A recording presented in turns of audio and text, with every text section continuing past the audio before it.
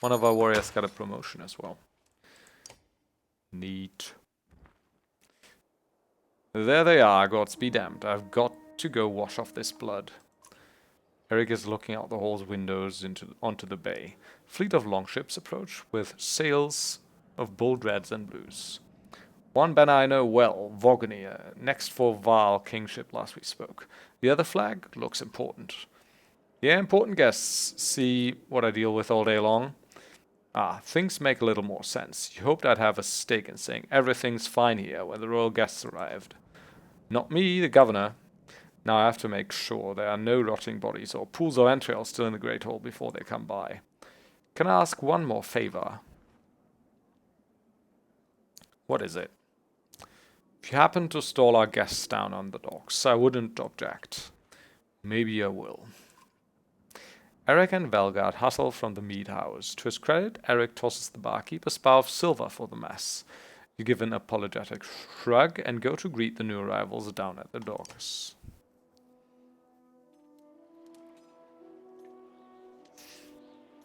How are things going at the uni? Not much going on right now. Since it's winter break. But it will be next year.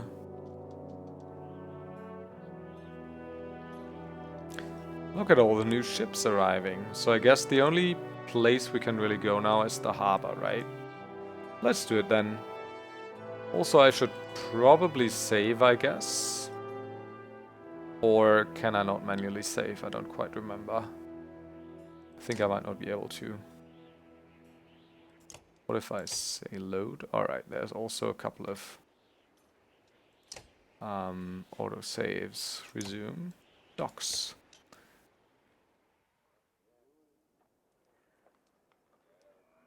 I do, Bart, I do.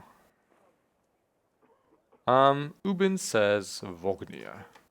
A familiar Val steps onto the docks. In your mind, you recall a much younger version, tramping the halls of Grovheim, abundant in purpose. God, Zubin, you're looking ancient. Comes with being old, and if there's Vognia here, there must be Hakon. Must there? Still bleeding tributes from the poor and stupid old yucks? What age do you lose a sense of shame? Jorundr demands it. I'll take that over lingering to death in Grovheim. Speaking of, I had no sense that you were so far from home. Just returned from Aberang, in fact. And glad for it. Hakon motions to the other ships in the bay, sails still fluttering. Golden wolf head emblazoned on red, the king of men or someone on his behalf. The king's whelp. The king's son, Ludin. Don't you know, Scrivener? We visit his capital, he visits ours. It's how you make alliances these days. It's a terrible waste of time. Yes, Hakon has it. I'd almost forgotten. It's a good thing you're around, Hakon. Then you're going to Grovheim. I have the distinct feeling I finished my business in Strand and was heading there myself. We should caravan. We should. Give it a day. In better circumstances, I'd drink a week away, but let's just be done. Find me tomorrow at the gates.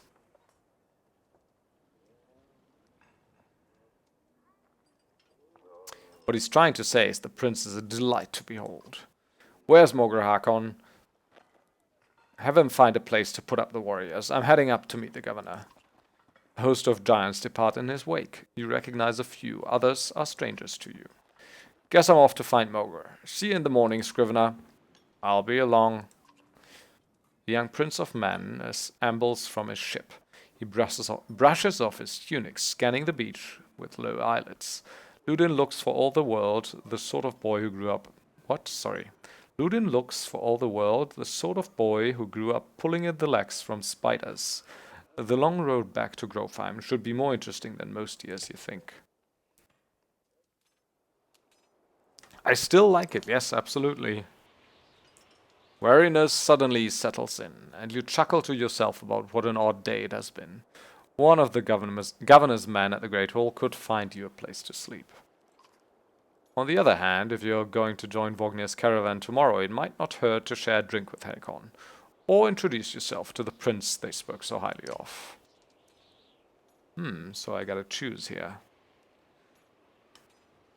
What are my choices? I guess Great Hall would be sleeping. I could go speak to the prince, or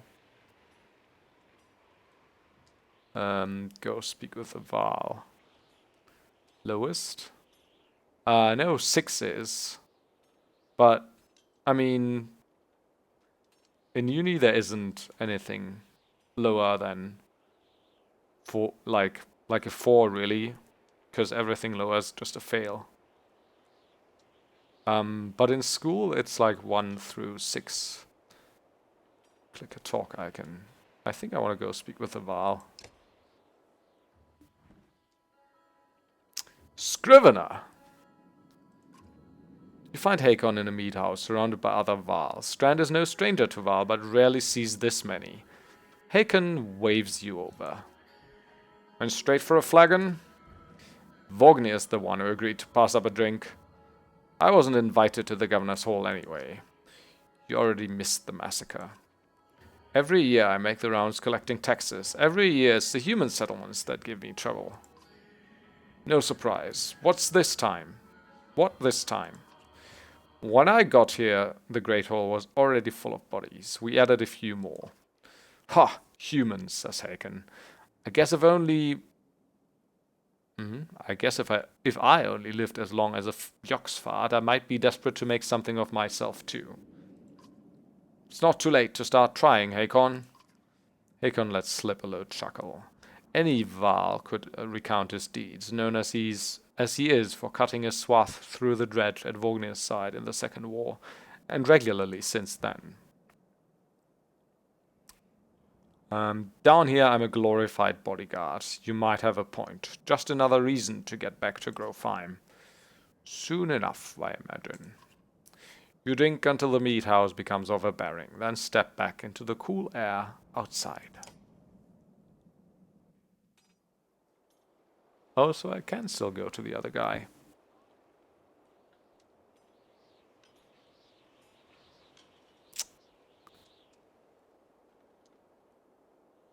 Aw.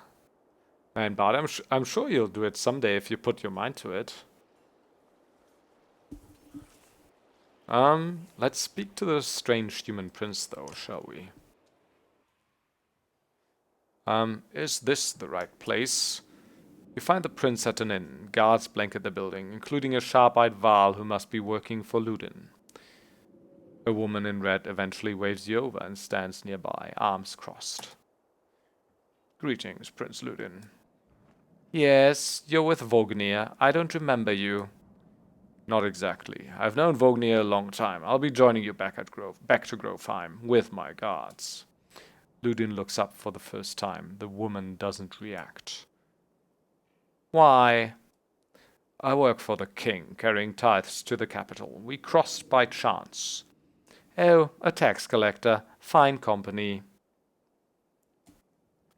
What do you want?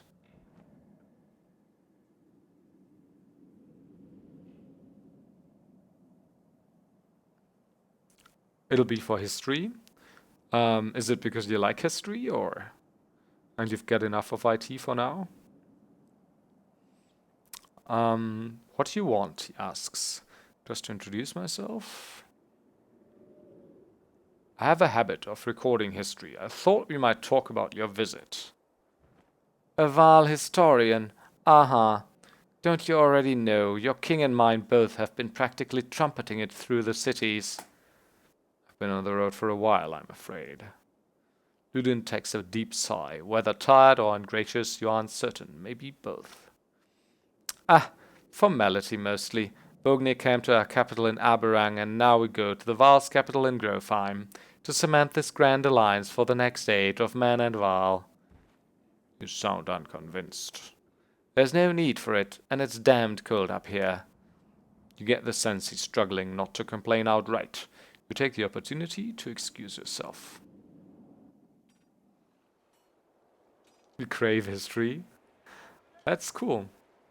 Always cool to be passionate about something like that.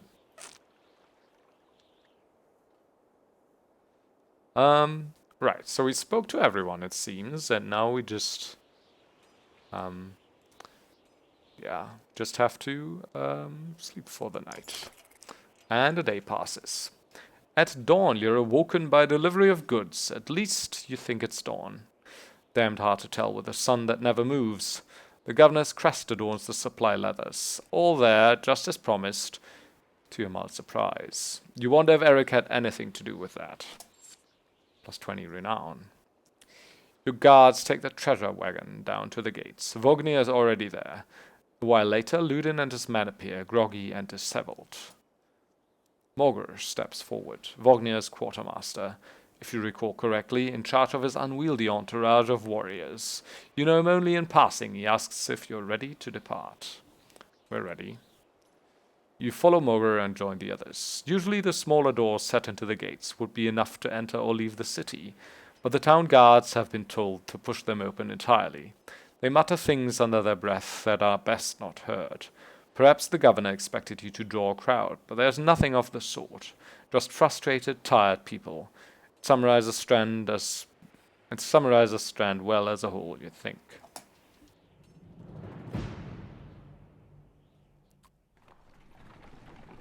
Oh, and I guess we're moving.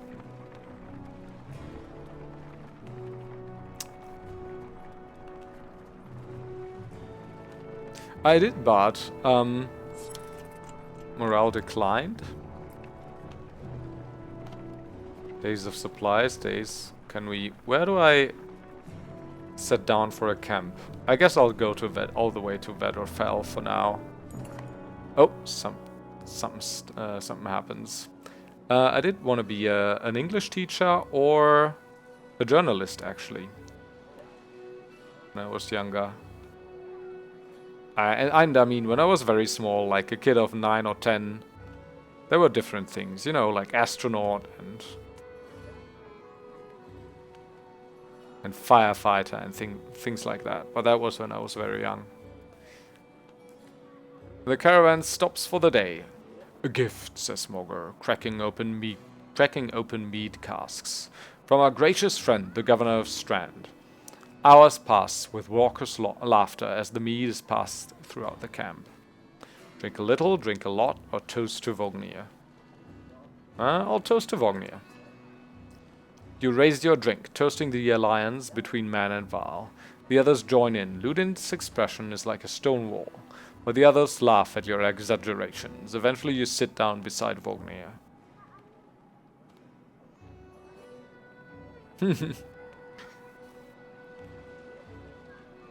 Chat with Vognir, drink merrily, go easy on the drink. I think I'll chat with Vognir. Thanks for the speech, slurs Vognir.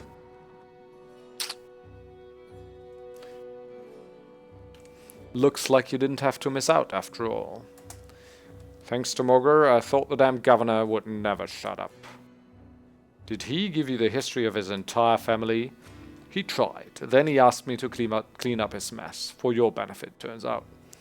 I'd have given the job to you. Gods, there's no joy in politics. Speaking of, what happens after this business with Ludin? Hopefully the boy goes back to Aberrang on his own, and I can take care of some frustration on Dredge or something. Starting to sound like Hakon. You don't like the life of a diplomat. Ha ha! Don't you miss the fight, Ubin? You down your meat instead of replying. Vognir slouches and shakes his head. There's no great joy in killing Dredge, but pretty sure this nonsense is some scheme between the two kings to force some kind of lineage. Used to be warriors would follow you for what you'd done. Isn't that why they follow you now?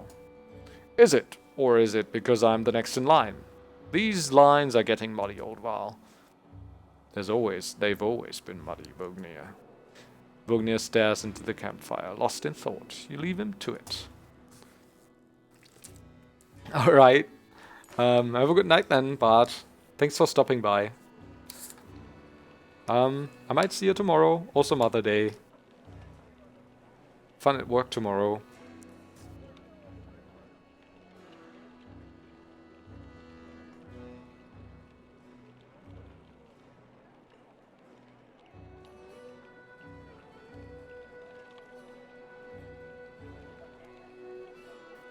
You rise groggily. The campsite a casualty of merriment. Mogur is already kicking warriors awake when you spot Ludin stalking your direction. He sidesteps sleeping bodies. Better wake up! Unit Vognir, you're needed.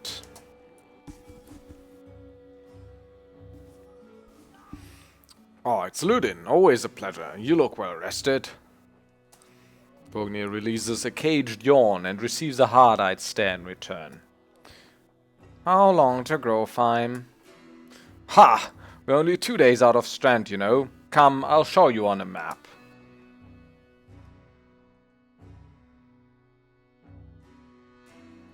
Until next time. World map. Drag the map to look around. A portrait icon shows where your caravan is in the world. You can also tap on any location to get some history about it. When you're done with the map, tap the X button at the bottom of the screen. So we're here, right? And we started in Strand. As close as anything comes to a bastion of racial tolerance, both Men and Val compete to scratch out a living in this, the biggest trade city along the west coast. Many people still believe the god Dangler still watches over it, granting good fortune. And we moved along the Karl's Fjord. The fjord splitting off into Val territory was named after Karl, the only Val to ever become governor of Strand, albeit for only a short time before the title returned to the human families whose ancestors originally built the city. And we're on our way to Vaderfell. Vaderfell, named Bad Weather, the gales that blow in from the bay and around the mountain peaks keep Vaderfell in a generally unpleasant state. What really cemented the name was the kind of person who would live there. Men cast out from Strand for one reason or another, with nowhere else to go. Last gate, the wandering road. Oh god, the world is big. Yeah, we can't look at all of this right now, but this is the human capital, Aberrang, that we were talking about earlier, right? Aberrang. From humble beginnings to the eventual seat of power for the king, Aberrang is the most populated and contested city throughout the human lands. Its towering obsidian walls have been pulled from the depths by the weaving power of the menders. As each new generation of residents builds another ring of walls, the city continues to grow larger, more indulgent, and more dangerous.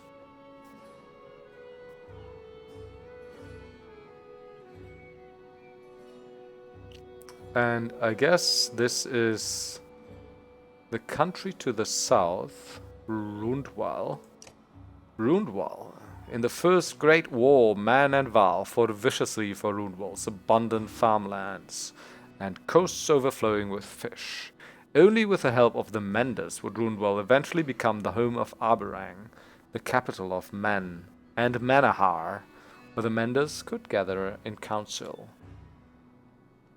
So, Strand, I'm guessing, is just outside of Rundwall and in Hrafen, right? Right, so these are the lands of the humans, and these are the lands of the Val, I'm guessing. Hrafen. Hrafen. The long snowfields, tall mountains, and sparse woods of Hraun, or Trafen, used to be the gathering place of Dredge during the Second Great War. As Val pushed them ever northward, they took the land and settled it themselves, preferring the cold expanses over the warm, busier lands of Man to the south. Now the territory is almost entirely Val. I see, so this is mainly Val land, and this is mainly human land. And Strand is a busy trading port right on the edge of Hraun, which houses both humans and Val, but is, yeah, majority human, and its leaders have also been historically human, even though it's in Hraun. Interesting. And it's in Dangler's Bay. Dengler's Bay. High above Strand sits a stone for Dengler, the god of good fortune, who many believe still watches his bay as longships laden with silver and furs sail to and from the thriving trade city. Karlshus, that's another city, Rundwall. So, I'm guessing we'll be taking this road, right? From Vedrefell. Schlid? I'm not sure. We take the Wandering Road. At the end of the First Great War, the Vaal had more to contend with than mankind to the south.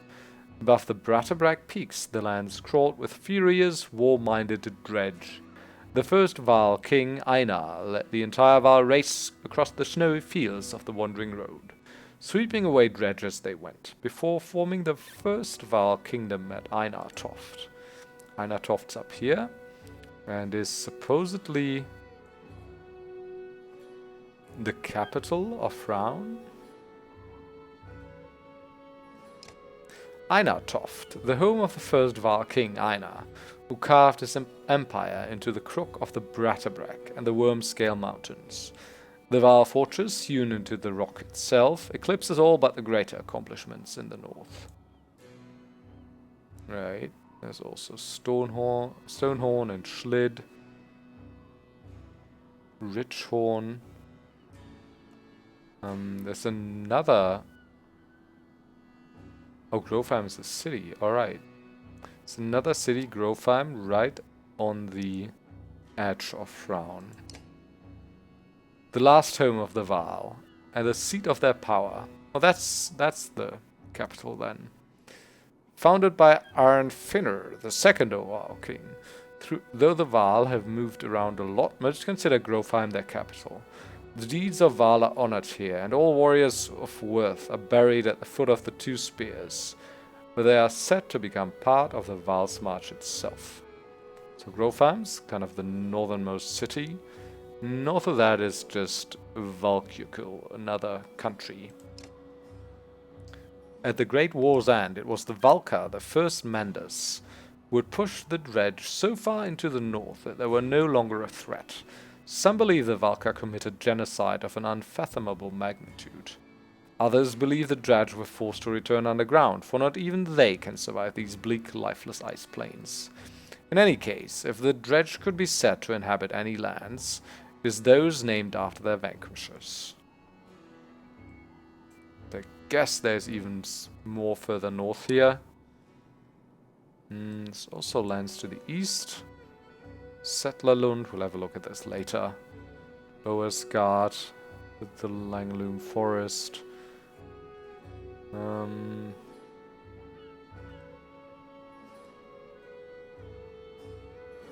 Settlerslund. Stromlund. Svartbog. And Dalalond. Alright, for now we're here near Vedrefell though. How do I leave this map? Like this, I guess. We head north, then east past the forts. Grovheim's far from Strand, going to be a long march. You should have drank last night, Ludin. Why not take the ships to Skirmistad? What's the point of marching? The Silverstone Bay is called that for a reason. It stays covered in ice all year. It would tear up the longships. Too bad, though. Couldn't have shown you all the wonders of Skirmistad. Skrimmerstad.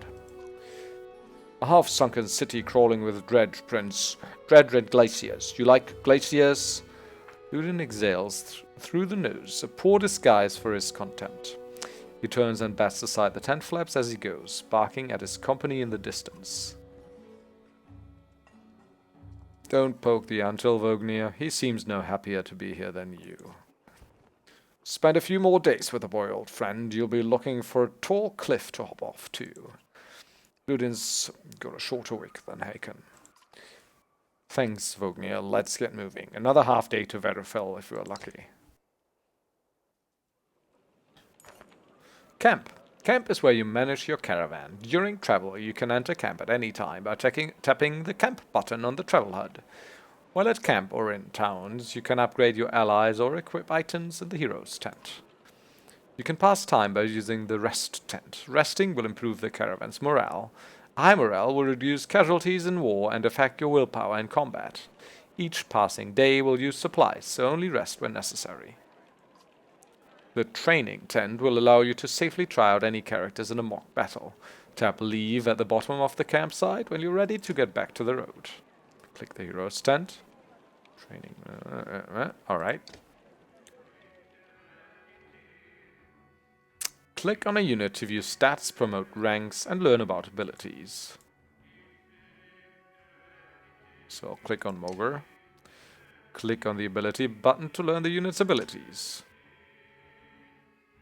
Bring the Pain, active ability. Shoot most strikes an adjacent enemy for armor break damage before hunkering down and boosting his passive ability. Then the favor to return. Using Bring the Pain, the Shield Master can create a forward charge that punishes enemies for ganging up against him. Right. Always have an active and a passive ability, it seems. Normal break attack. And +1 to return the favor. Break attack +2 and +3 to return the favor.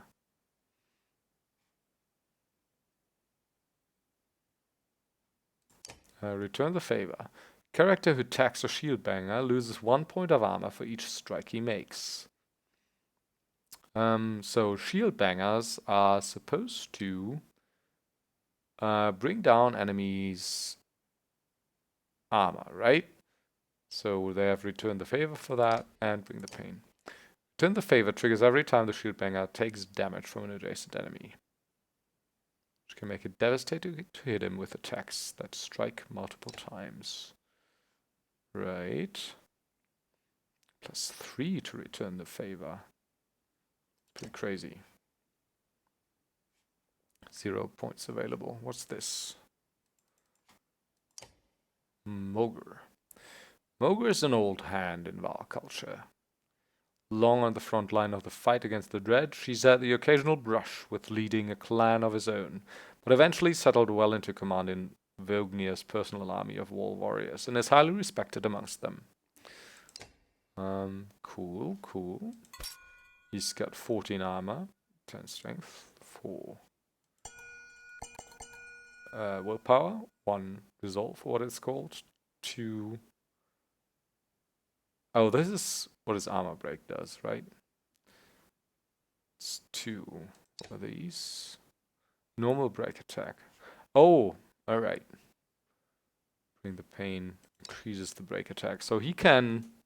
I mean, if I upgrade this, I'm guessing I'll upgrade this first, right? So he can do a break attack of 4.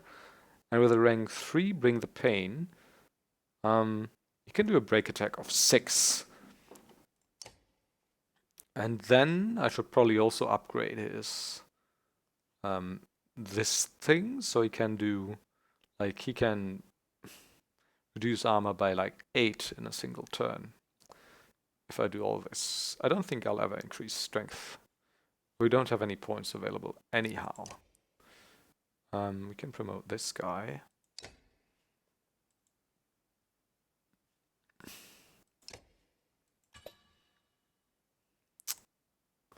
Law. Kills needed to promote to the next rank. Oh, that's right. They need kills for that. Right. So he's probably going to be quite easy to level, right? Since he's good at killing people. He's going to be rather difficult because he breaks armor mostly. Gone off. What's again with this passive ability?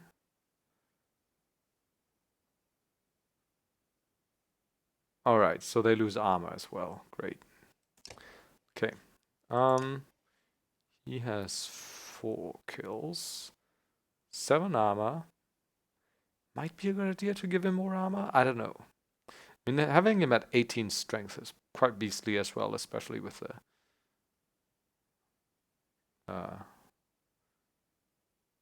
No skill of his. Don't think I'm gonna upgrade this. Let's do law first. Gunnulf. When Ubin became the Vaal King's tax collector, he was given an entourage of bodyguards to help transport gold collected across Strand. Gunnulf is the only one from the original group still alive, and for good reason. Right, so he has Tempest. Tempest triggers the Warhawk's passive ability, Heavy Impact, which in turn can cause a chain reaction of destruction if used in close quarters. Keeping the Warhawk out of harm's way until late in the fight will maximize his effectiveness. Oh, alright. Oh, so rank 1 only hits 2 enemies. But I may go up to 4 if I'm playing this right. Heavy Impact. The warrior hits so hard that any enemy standing adjacent to his target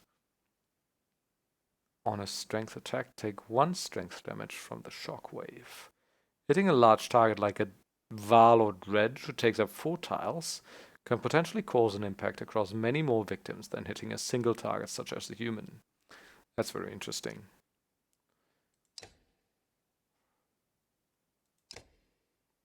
So let's see what happens if we promote him. Increase your item rank. Promotion. The greatest warriors in the battlefield are those who live past their first battles to start a journey down the path to legend. So he gets higher stats and an increase in your item rank. Oh, so this uses renown. Yes, I'm sure. So now I need 1 more kill for the next level. This unit has points available to spend on improving stats and talents. So I got 2 points per level, I guess.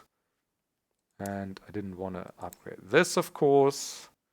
I might want to upgrade this, but I think that'll be later. How do I upgrade this, though? I think I can't, right? It just upgrades on its own. So what, do I just want to get him to strength 17? I mean, there's probably going to be quite a few enemies who have like 10 strength or something, right?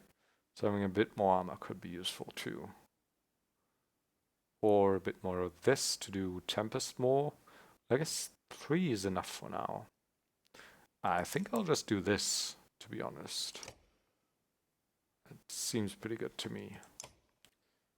Hakon, level 1 Warmaster. Warhawk, Shieldmaster.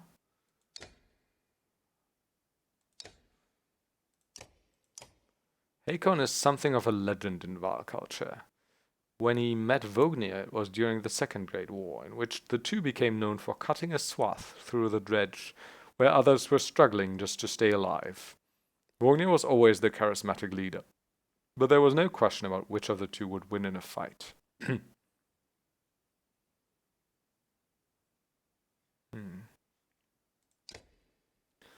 he's got 9 armor, 14 strength. 4, 2, 2. See, he's got a break attack of 2 already as well. Sundering Impact. The Warmaster hits even harder than an average warrior. With no chance to miss, he can wreak havoc with an additional +1 strength. And also adds 1 break damage to the target, plus bonuses to heavy impact. Sundering Impact is best used when carefully positioned to impact as many enemies around the target as possible in a single strike. +1 break to heavy impact. Heavy impact? Yeah. Break to heavy impact is also interesting. +1 strength and +1 break to heavy impact. Oh.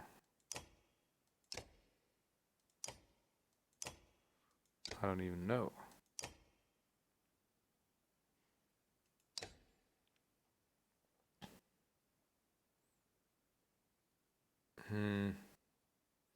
So I guess I'd give him higher break damage as well, right? Ludin, oh god. Ludin's got 0 kills. Ludin is the Prince of Men, the first heir of a vast kingdom. Though disliked by peers and rivals on account of his highborn attitude, few question his intelligence, combat skills, or courage. I don't think I'm going to be using him much. See, I have Impale. Impale and no back, not back one tile. Nah. Adjacent allies. Don't think I'm going to be using him at all. I don't think I have on earlier playthroughs. There's Gunnulf again. Ludin, Hakon. Gunnulf, Mogr, Hakon, Ludin. Yeah, alright. No one else has any kills yet. What about that one guy that we got? Did he just not come with us? What's his face? I don't remember. Well, alright. Turn order. Oh, we can adjust our turn order. I think we want Mogr and Hakon first. Right. And then Gunnulf last. To be able to hit for maximum effect. These two can decrease enemy armor.